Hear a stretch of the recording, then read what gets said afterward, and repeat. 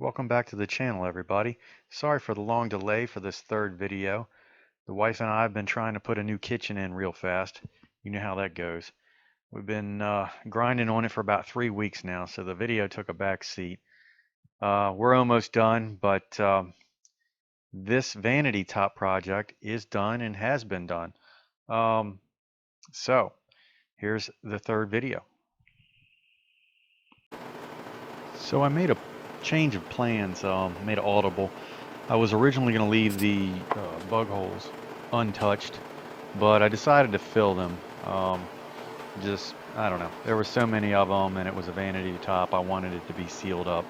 So here I am filling them with CA glue, and Starbond sends out these sharp tips when you get their CA glue that I put on there. And they're the perfect size to actually put into the bug holes and fill them up. Some of these bug holes go from one side of the slab to the other. They're really deep, so if you're trying to do it with epoxy, it just keeps seeping in. So what I discovered with the CA glue is you can put a little of the glue in there, and then you hit it with the accelerator and it forces it to dry up, and then you come back and hit it with a second application, and that fills the little divot or void that is left over when it sinks down in there. So it worked pretty good. And I just chose to use clear. It turned out being black, but it's medium clear CA glue, and there were hundreds of them. Here you can see it's all done, but every one of these little filled holes has a dot of CA glue on it that's standing proud of the surface. So after that, there was a lot of scraping to do. I had a little carbide scraper that worked great for this, and I got that idea for the scraper on Blacktail Studios YouTube channel. The guy over there is a wealth of information, and he told me about this little scraper that worked great. It's a carbide scraper. It's got a handle on it, and it just does the trick.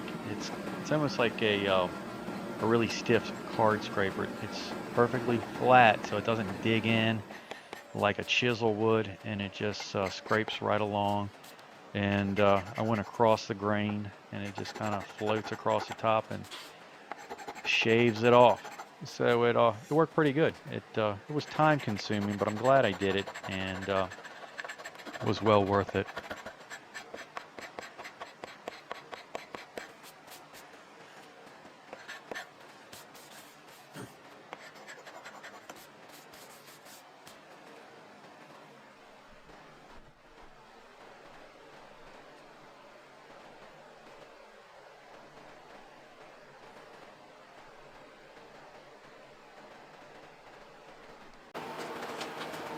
Now here I'm putting on Osmo 1101 thin clear finish. This is just basically a pre-finish to saturate or penetrate the wood, to get down in it deep, and then after that I'll come on with the real finish. But this is just a penetrating kind of pre-finish that gets down deep into the wood and protects it. This is a hard wax finish. So it's a solvent-based emulsion that, when it dries up, is a hard wax finish. And it's the first time I've dealt with it. I've researched it a lot, and I really, really like this stuff.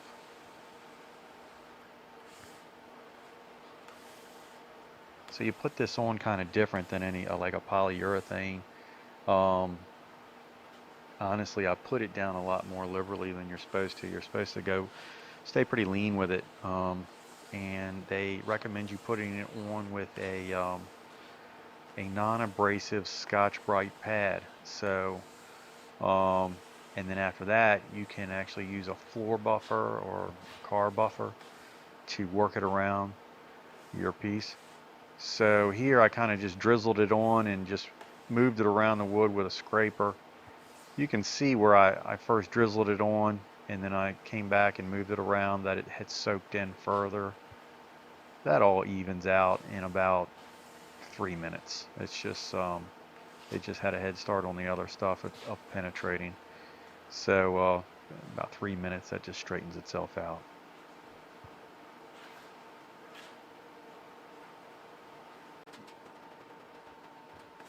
This Scotchbrite really works good. It really just distributes it really nice and even. You just got to make sure it's the non-abrasive ones. Can't use the green ones.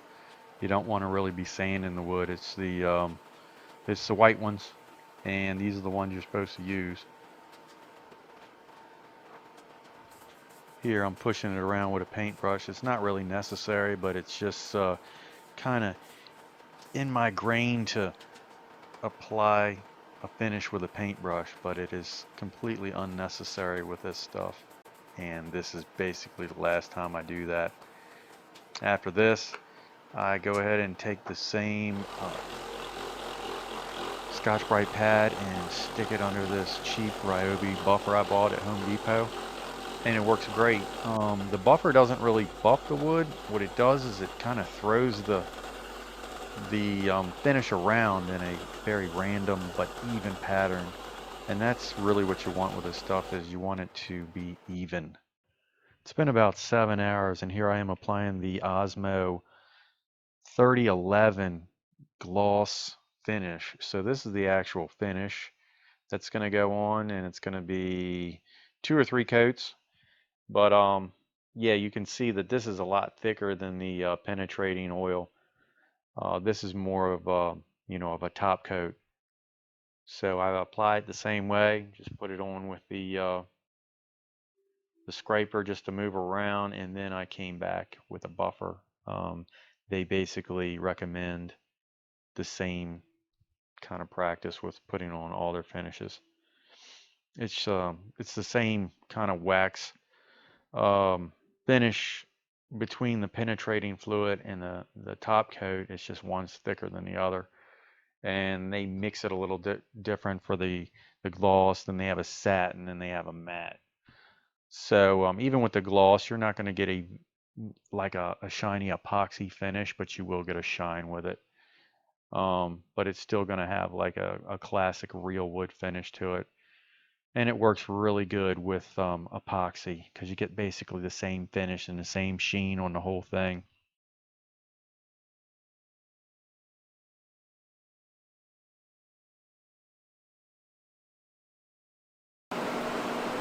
Alright, just walking in the shop. It's the next morning after I put on the first coat of Polex 3011 clear gloss finish. Prior to that, I put on a coat of the penetrating fluid, the 1011, and pretty happy with it. It's very even. It's still got a glossy look to it. That's what the customer wants. We're going to put a second coat on now, so hopefully that kicks it up a notch on the shine. But it's still got a non-epoxy kind of satin wood finish classic look that we want. We don't want, thick epoxy kind of plastic look. We want a real wood look. And if you look at that reflection coming down there, I mean, that thing is just nice and even. And the distribution of the finish is really good. So it's really good looking. Both sides, and then the live edge is shining too. And I didn't even really buff that. I just kind of applied it by hand. So far so good. Gonna put the next coat on.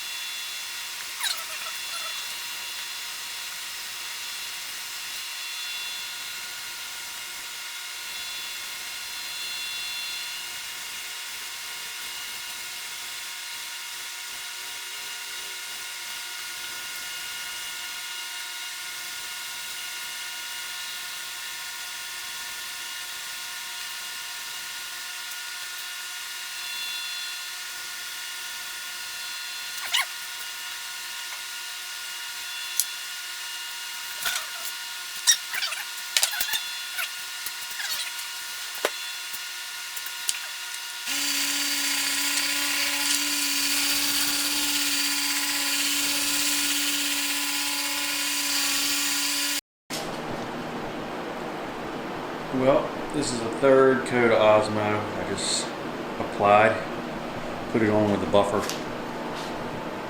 Kind of just poured it on really lightly, lean, and then put it on with the buffer and a Scotchbrite pad. And of course it's still a little wet, but it's buffed in pretty good. So I don't think it's going to lose much sheen.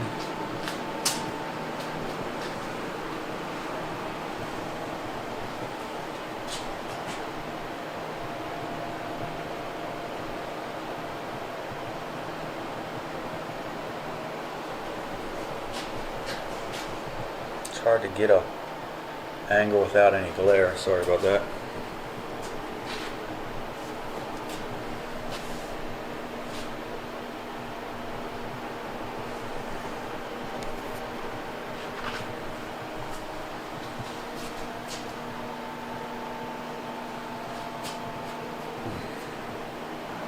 So, looking good. Hopefully this third and final coat dries well.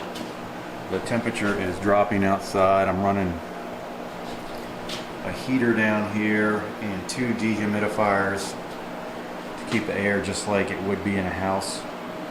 Running it around 60, 65. I'm running kind of around 60. So I'm not burning up too much fuel. The main thing is to keep it consistent. I might have a splatter here or there on the big